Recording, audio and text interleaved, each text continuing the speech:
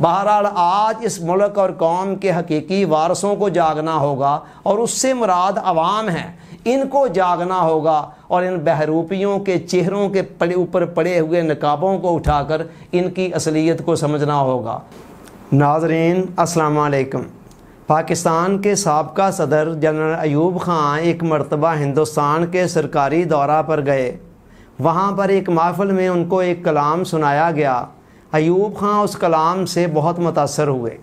उन्होंने इख्तिताम पर पूछा कि इस कलाम का शायर कौन है, मैं उससे मिलना चाहता हूँ। उनको बताया गया कि इस कलाम के लिखने वाला शायर सागर सिद्दीकी है और उसका ताल्लुक़ पाकिस्तान से है। अयूब ख़ान वापस आए। लाहौर के दौरे के दौरान उन्होंने अपने मातहत अमले को हुक्म दिया कि सागर सिद्दीकी को मेरे सामने पेश किया जाए। अफसरों की दौड़ें लग गईं। अब सागर सिद्दीकी एक दरवेश मंश इंसान था, उसका कोई मुस्तकिल ठिकाना तो था नहीं। कभी एक फुटपाथ पे रात गुजार दी और कभी किसी दूसरी जगह पर। बहरहाल तलाश बसियार के बाद उनको नज़र आए कि सागर सिद्दीकी भाटी के अंदर एक पान वाले खोखे के पास खड़े हैं।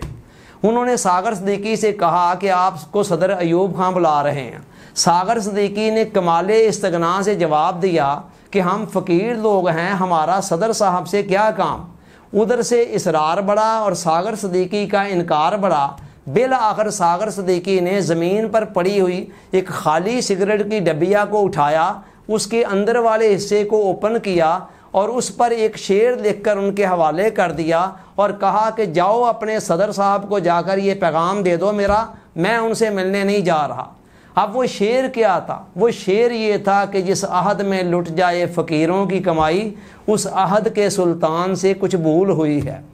जिस अहद में लुट जाए फ़कीरों की कमाई, उस अहद के सुल्तान से कुछ भूल हुई है।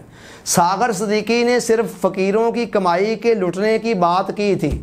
आज इस ममलकत खुदा दादे पाकिस्तान के अंदर खुदा जाने हमारे हुक्मरानों से कितनी भूलें हुई हैं और कितनी हो रही हैं और कभी इतनी कितनी अभी और होनी है कि यहाँ फ़कीरों की कमाई भी लुट रही है और अमीरों की कमाई भी लुट रही है।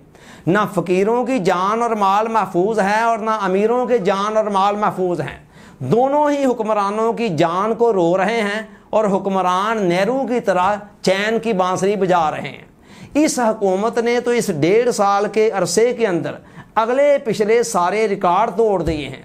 आम आदमी तो क्या, अच्छे मुतवस्सित तबके के लोगों की कमर महंगाई से दूरी हुई जा रही है, मगर हुक्मरानों की अयाशियाँ, उनके अल्ले तल्ले और उनके सैर सपाटे और बैरूनी दौरों पर अखराजात, उठने वाले अखराजात उसी तरह चल रहे हैं। अवाम पिस रहे हैं और हुक्मरान मौज मेले कर रहे हैं और ना कोई शर्म है, ना कोई हया है और ना कोई गैरत नाम की चीज़ उनके पास नज़र आती है। वो क्या कहा था किसी ने कि हमीयत नाम था जिसका गई तैमूर के घर से।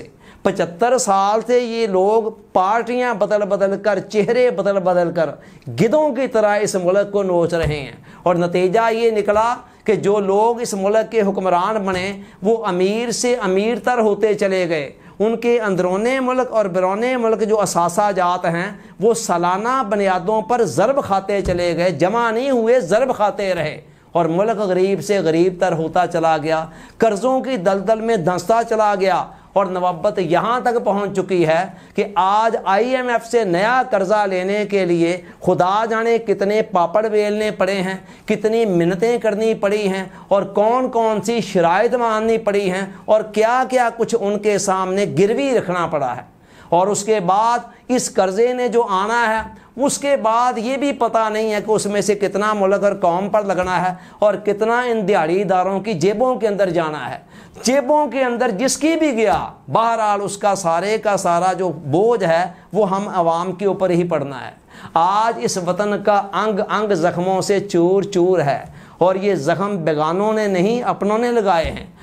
आज अल्लामा इकबाल और कायदे आज़म की रूह ज़ुबाने हाल से ये पुकार रही होगी, क्या इसलिए तकदीर ने चुनवाए थे तिनके कि बन जाए निशेमन तो कोई आग लगा दे उनकी खिदमत के अंदर बसद एहतराम ये अर्ज़ किया जा सकता है कि निशेमन ही के बिक जाने का गम होता तो क्या गम था, यहाँ तो बेचने वालों ने गुलशन बेच डाला है।